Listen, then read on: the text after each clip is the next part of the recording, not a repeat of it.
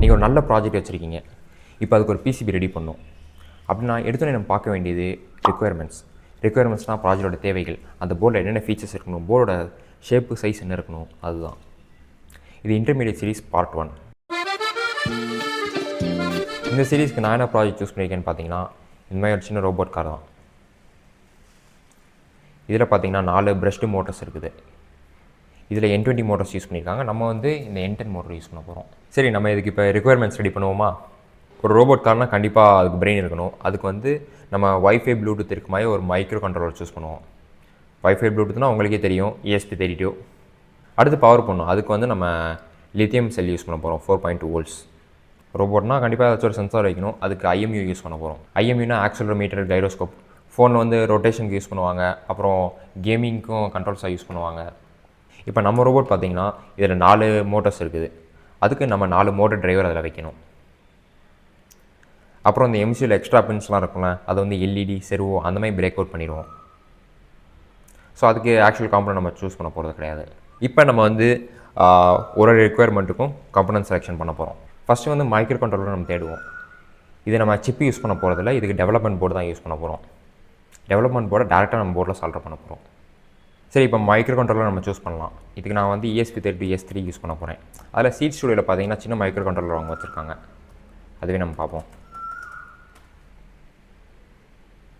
Seat studio ஷாவ் இந்த model பேர். இதில் பார்த்தீங்கன்னா ஒரு சைடு 7 பின்ஸ் இருக்குது. அது போக இந்த சின்ன பின்ஸும் அங்கங்கே பிரேக் அவுட் ஆகிருப்பாருங்க. ஸோ இந்த சைடு வந்து 13 பின்ஸ் இருக்குது, இந்த சைடு வந்து 10 பின்ஸ் இருக்குது. நமக்கு இது போதுமான அளவு இருக்கும். இப்போ இதை வந்து நம்ம ECDS சாஃப்ட்வேரில் இம்போர்ட் பண்ணிடலாம்.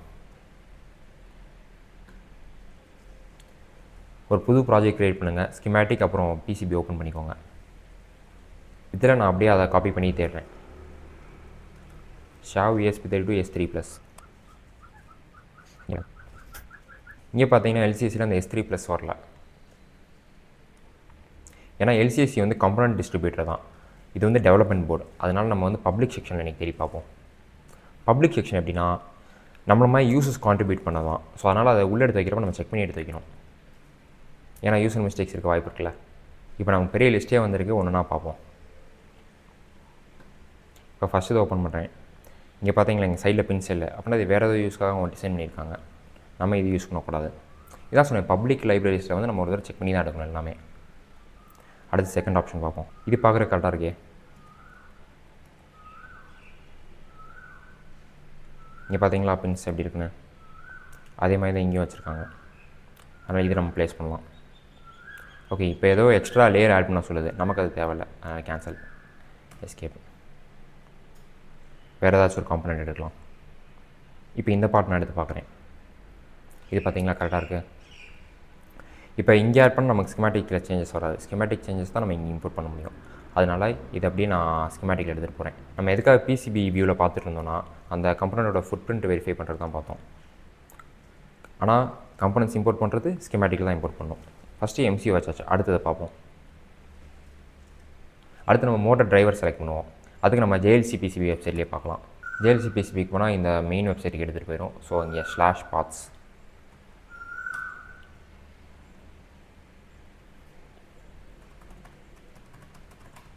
மோட்டர் டிரைவர்னு ஃபஸ்ட் சர்ச் பண்ணுறேன். மோட்டர் டிரைவர்னு போட்டோன்னே எதுவும் வரல. அதனால் நம்ம கேட்லாக்லேயே போய் தேடலாம். நம்ம வந்து இது பிரஷ்டு மோட்டர் வச்சுருக்கோம். ஸோ பிரஷ்டு மோட்டர்ஸ் நம்ம தேடுவோம். ஏன்னா பிரஷ்டு மோட்டர்ஸ் வருது. மோட்டர் டிரைவர் ஐசியில் பிரஷ்டு மோட்டர்ஸ் இருக்குது, பிரஷ்லெஸ் DC மோட்டர்ஸ் இருக்குது. நமக்கு பிரஷ்டு மோட்டர்ஸ் தேவை. எடுத்தோன்னே நம்ம என்ன பண்ணுறோம், இன்ஸ்டாக் கிளிக் பண்ணுறோம். ஓகே, இதுக்கே 560 ரிசல்ட்ஸ் கிட்ட இருக்குது. நம்ம இன்னும் ஃபில்டர் பண்ணலாம். மினிமம் கரண்ட் வந்து 500 mA வச்சுக்கலாம். ஸோ 500 mAலேருந்து நான் மேலே ஒரு 4 amps வரைக்கும் நான் கிளிக் பண்ணி வரேன். நமக்கு ஆக்சுவலாக 1 amp கூட தேவையில்லை இந்த மோட்டருக்கு. இன்றைக்கி இதை ப்ரைஸ் வச்சு ஸ்டார்ட் பண்ணுவோம். இப்போ இது வந்து டிசெண்டிங்கில் இருக்குது, அசெண்டிங் மாற்றோம். மறுபடியும் கிளிக் பண்ணலாம். இதில் பார்த்தீங்கன்னா நிறைய சைனீஸ் ஐசிஸ் இருக்குது. இது ஏதாச்சும் ஒன்று கிளிக் பண்ணி பார்க்கலாம். இந்த PDF சிம்பிள் கிளிக் பண்ணிங்கன்னா டாட்டா ஷீட் ஓப்பன் ஆகும். இது டாட்டா ஷீட் பார்த்தீங்களா சைனீஸில் இருக்குது. நம்ம இன்றைக்கி வந்து இங்கிலீஷில் இருக்கிறதே ஏதாச்சும் ஒன்று செலக்ட் பண்ணுவோம். அப்படின்னா நம்மளால் படிக்க முடியும். டெக்ஸாஸ் இன்ஸ்ட்ருமெண்ட்ஸ் அதை எடுக்கலாம். இப்போ இங்கே பார்த்தீங்கன்னா அதில் 10 ரிசல்ட் தான் இருக்குது. 1.8 ஆம்ஸ், 1 ஆம்ஸ், 1.5 ஆம்ஸ் இவ்வளோ இருக்கே. இதில் எப்படி நம்ம சரியான ஐசி தேர்ந்தெடுக்கிறது? ஃபஸ்ட்டு எடுத்தோடனே நம்ம டாட்டா ஷீட்லாம் ஓப்பன் பண்ணலாம். டிஆர்வி 8838 இந்த ஓப்பன் பண்ணுறேன், 8832 ஓப்பன் பண்ணுறேன், 8835, 8830 இதுவும் ஒன்று ஓப்பன் பண்ணலாம். இப்போ இது வந்து சைனீஸ் வெப்சைட், அதனால் நமக்கு டாட்டா ஷீட்டும் சைனீஸில் வந்திருக்கு. அதனால நம்ம இது இங்கிலீஷ் டேட்டா ஷீட் தேட போகிறோம். இங்கே போய் நான் பார்ட் நம்பர் கிளிக் பண்ணுறேன். பார்ட் நம்பர் காப்பி பண்ணிவிட்டு டாட்டா ஷீட் தேட போகிறேன். இங்கே டாட்டா ஷீட் இருக்குது, இது உள்ளே பார்ப்போம். இதுக்கும் சைனீஸ் தான் வந்திருக்கு. இதுவும் இங்கிலீஷ் வெர்ஷன் ஓப்பன் பண்ணுறேன். சரி, இப்போ ஒரு டேட்டா ஷீட்டை நம்ம போய் பார்ப்போம். சரி, இப்போ நம்ம சரியான ஐசி எப்படி தேர்ந்தெடுக்கிறது? எல்லாமே லோ வோல்டேஜ் மோட்டர் டிரைவர்ஸ் தான். இப்போ ஃபஸ்ட்டு டிஆர்வி 8838 பார்ப்போம். 1.8 ஆம்ஸ் இருக்குது. நம்மளோட பேட்டரி வோல்டேஜ் வந்து 4.2 வோல்ட்ஸ். அதனால் இங்கே மோட்டரோட இன்புட் வோல்டேஜும் கரெக்டாக தான் இருக்குது, 0 to 11 வோல்ட். இது நமக்கு செட் ஆகும். அடுத்து இங்கே பாருங்கள், இது 1 ஆம்ப் இருக்குது. நம்ம மோட்டர் வந்து அதில் கம்மி தான், ஸோ இதுவும் செட் ஆகும். ஆப்ரேட்டிங் வோல்டேஜ் பாருங்கள், 2.75 to 6.8. அப்புறம் லாஜிக் வோல்டேஜ் நான் சொல்ல மறந்துட்டேன். இங்கேயும் பார்த்துக்கோங்க, லாஜிக் வோல்டேஜ் கொடுத்துருக்காங்கல்ல. நம்ம ESP32 யூஸ் பண்ணுறோம், அது என்ன 3.3 வோல்ட்ஸ். ஸோ அதுவும் செட் ஆகுது. இதுவும் அப்படி தான், 0 to 11 வோல்ட்ஸ். இது dual low voltage H bridge. ஒரே சிப்பில் நம்ம 2 மோட்டர்ஸ் ட்ரைவ் பண்ணிக்கலாம். அடுத்து டிஆர்வி 8830, இது low voltage motor driver with serial interface. நமக்கு அது தேவையில்லாத வேலை. நம்ம நார்மலாக இருக்கிறதே பார்ப்போம், PWM இன்புட்டே பார்க்கலாம். ஓகே, இது மூணுமே நமக்கு பர்ஃபெக்டாக இருக்குது. எது சூஸ் பண்ணலாம்? எல்லாமே வேலை செய்யும், எதுனாலும் சூஸ் பண்ணிக்கலாம். PCB டிசைன் பொறுத்த வரைக்கும் நீங்கள் சூஸ் பண்ணுற கம்பனன்ட்ஸ் இது ஸ்டாக்லாம் இருக்குது, இது உங்கள் ப்ரைஸ் செட் ஆகுது, அப்படி பார்த்து சூஸ் பண்ணலாம். இந்த மாதிரி நிறைய ஆப்ஷன்ஸ் இருந்ததுன்னா.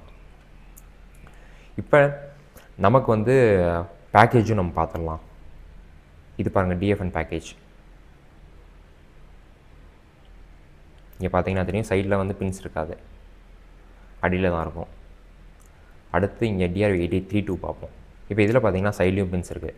ஸோ அப்போ நம்ம டீபக் பண்ணுறதுக்கு இது கொஞ்சம் ஈஸியாக இருக்கும்.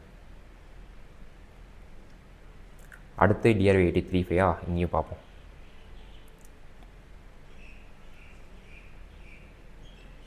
இது பாருங்கள், இதுவும் DFN பேக்கேஜ், சைடில் பின்ஸ் கிடையாது, அடியில் மட்டும்தான் இருக்குது. அதில் நான் இன்றைக்கி என்ன சூஸ் பண்ண போகிறேன்னு பார்த்தீங்கன்னா டிஆர்வி 8832.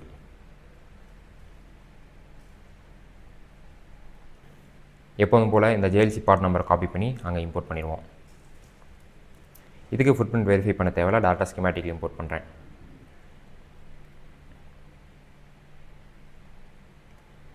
அடுத்து வந்து நம்ம IMU தேடுவோம்.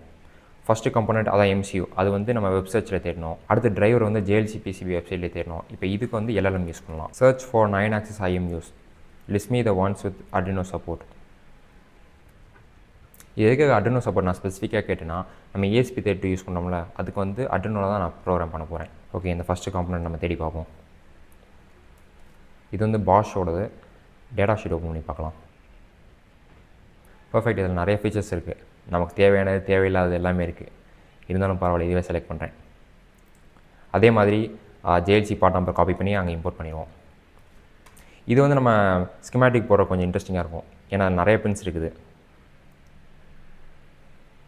இது பார்த்தீங்கன்னா 28 பின் இருக்குது. ஆனால் நம்ம எல்லாமே யூஸ் பண்ண மாட்டோம், எது தேவையோ அது மட்டும் தான் யூஸ் பண்ணுவோம். அவ்வளோதான். அடுத்து ஆல் டைப் கொடுத்து இம்போர்ட் பண்ணுறேன் சேஞ்சஸை.